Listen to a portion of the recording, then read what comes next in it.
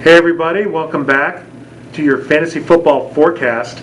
We're dealing with the upcoming season and we're helping getting you prepared for draft day and to win one of these bad boys.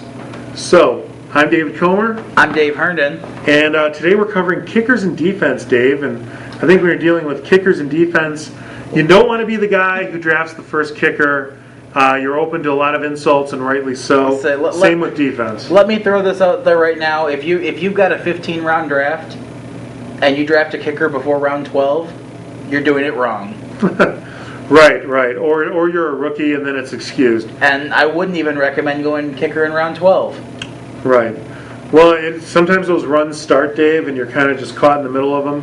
And really, you've got 2, maybe 3 kickers that are worth drafting. The rest of them are all just get whatever you can.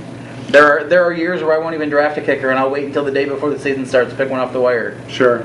Well, basically what we're going to do is kind of focus in on top 6 kickers right now, because they kind of blend in after that. And basically what you got here is you've got the teams that score the most points, their kickers are the best. They get all the extra points, they get the field goals here and there. So the Raiders, okay, Sebastian Janikowski, I got him as the number 2 kicker. Yep. Come on, the name. Number 1, David Akers, 49ers. Maybe, especially if they get the offense rolling a little more this year, he might not get as many field goal opportunities, but all there'll those be more extra points add up. Exactly, and he's good to go when it comes to field goals. Same reason Gostkowski down with the Patriots. Steven Gostkowski from the Patriots, exactly. He hits about 85-90% of his field goals. Doesn't get a lot of chances, but he's good for probably a field goal a week, 4, 5, maybe 6 extra points. And I really like that offense to bounce back. There's no way Michael Vick is going to be worse than he was last year. As long as he stays healthy, he'll be fine. We'll see how good he can be, but at the same time, one of the best young running backs in LaShawn McCoy, and a nice receiver core, they're going to move the ball. After that, we've got basically whoever the Eagles, Cowboys, and then Mason Crosby with the Packers. Alex Henry with the Eagles, Mason Crosby with the Packers, Dan Bailey with the Cowboys. Again, their offenses I expect to score a lot, and their kickers are going to put up points because of it. Yes. And conversely with team defenses, as we're getting into that. Oh, well, before we go there, let me just stop you. Whoever wins the Saints job, you're going to like. Garrett Hartley's got the inside track. I like him a little later in the draft. I'm forgetting the name of the kicker for the Falcons. Something you want to watch. I think that offense is on the rise. Don't dismiss the venerable old Jason Hanson later on in the draft. He's been my kicker the last 2 years in every one of my leagues. And another guy to look for later in your draft is going to be the rookie Bullock from, I believe, Texas A&M, who the Texans drafted. He's probably going to be the Houston kicker. He used a pretty high pick on him. So, again, look for the good offenses, and you pretty much can't be steered wrong. Now, let's talk defense, Dave. Team defense, you got a few surprises here. A couple teams you would normally expect to be in there, I wouldn't take. But again, the team defenses, you got your top 4 or 5 Ds. After that, they're all pretty similar there in your 6 to 15 range or so. I think the Texans are going to have a pretty good defensive year.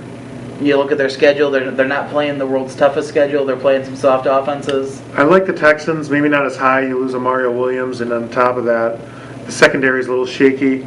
But I do think I like them a little farther back. But not bad. I've got the Texans, the Niners, the Eagles, the Steelers as the top 4. I don't see how the 49ers can't be your first defense off the board. I really like them. And the arrows just pointed up. They're so young. Patrick Willis, etc. They've got a great team. On top of that, I do agree with the Eagles. They're up there. Packers, I really like to bounce back a little more defensively. They used all those draft picks on the secondary and on the defense in general. I think they're only going to get better. I also like the Steelers are going to be interesting. I like their potential. For me, I'm a Ravens aging guy. You got to like the Ravens. They're older, but they're opportunistic. I think the Ravens are just too old. Interesting. I think they're going to have a middle-of-the-pack defense this year. Ray Lewis is in, season 18, 19 in the league? He's not the leader he once was.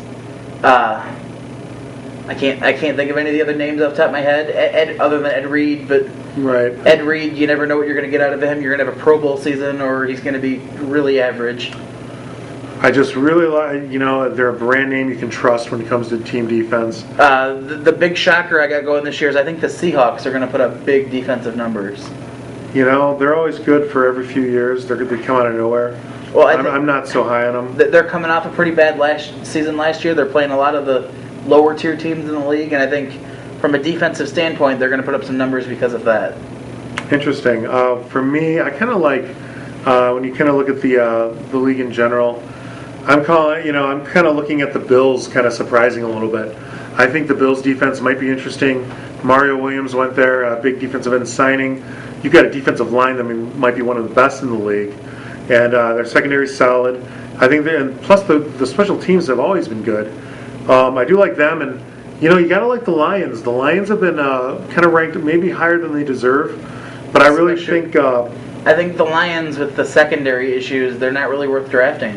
I think you're going to get a lot of sack numbers. I think the front seven has shown a lot of improvement, and they've been a pretty solid defense fantasy-wise last their front year. seven was supposed to be huge last year, and look what we got. Well, yeah, look what you got. You got a defensive end in Cliff Averill who had a career year.